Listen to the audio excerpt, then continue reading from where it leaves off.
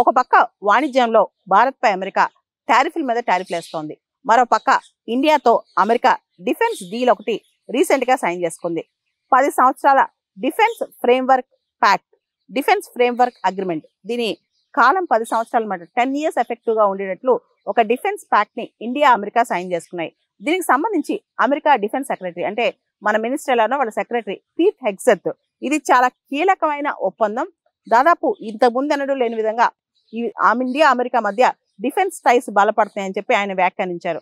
ఆయన department of war, ఇంతకుముందు అమెరికాలో డిపార్ట్మెంట్ ఆఫ్ డిఫెన్స్ అనేవాళ్ళం, ఇప్పుడు డిపార్ట్మెంట్ ఆఫ్ వార్ అని పేరు మార్చారనమాట. అక్కడ దానికి హెడ్ కూడా అంటే అమెరికాలో డిఫెన్స్ మినిస్టర్ ఆయన.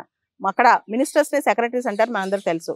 ఇది ఇండియా అమెరికా మధ్య చాలా స్ట్రాంగెస్ట్ డిఫెన్స్ పార్ట్నర్షిప్ అని చెప్పొచ్చు. దీనికి సంబంధించి ప్రాంతీయంగా ఏదైతే ఇండో పసిఫిక్ ఉందో అక్కడ ఒక స్టెబిలిటీ తీసుకురావడం కోసం, అదే విధంగా ఎవరైతే శత్రువులు ఉన్నారో వాళ్ళకి కాస్త గుండెల్లో భయం పెట్టడం కోసం, ముఖ్యంగా మనం చూస్తే చైనాని కౌంటర్ చేయడానికి ముఖ్యంగా ఇండో పసిఫిక్ రీజియన్ లో తైవాన్ ఇష్యూ కావచ్చు, సౌత్ చైనా సీ ఇష్యూ కావచ్చు, ఇలాంటి అంశాల్లో చైనాకి గుండెల్లో దడపుట్టేలా ఈ ఒప్పందం ముందు తీసుకెళ్లాలని చెప్పి అమెరికా భావిస్తున్నట్టు మనకు అర్థమవుతుంది.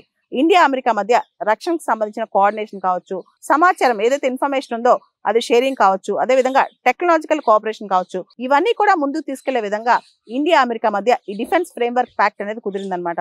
మనకు తెలుసు ఆసియాన్ సదస్సు, ఏషియన్ డిఫెన్స్ మినిస్టర్ సదస్సు, Asian plus India defence minister సదస్సు, ఇవన్నీ కూడా కౌలాలంపూర్ లో జరుగుతున్నాయి. ఇవన్నీ కూడా ఏషియన్ 47th సమ్మిట్ ఏదైతే జరుగుతుందో ఆ సైడ్ లైన్స్ లో జరుగుతున్నాయి అనమాట. దీనిలో భాగంగానే America defence secretary Pete Hegseth కూడా కౌలాలంపూర్ వచ్చారు.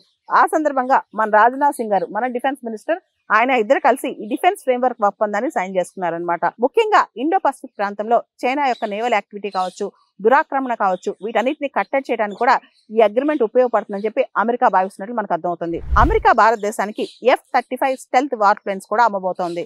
దీనికి సంబంధించి మోడీ గారు ఫిబ్రవరిలో డొనాల్డ్ ట్రంప్ అమెరికా ప్రెసిడెంట్ అయిన తర్వాత మోడీ గారు అమెరికాకి వెళ్ళినప్పుడు డొనాల్డ్ ట్రంప్ మరియు మన ప్రధాని మోడీ గారు డిస్కస్ చేశారంట కూడా.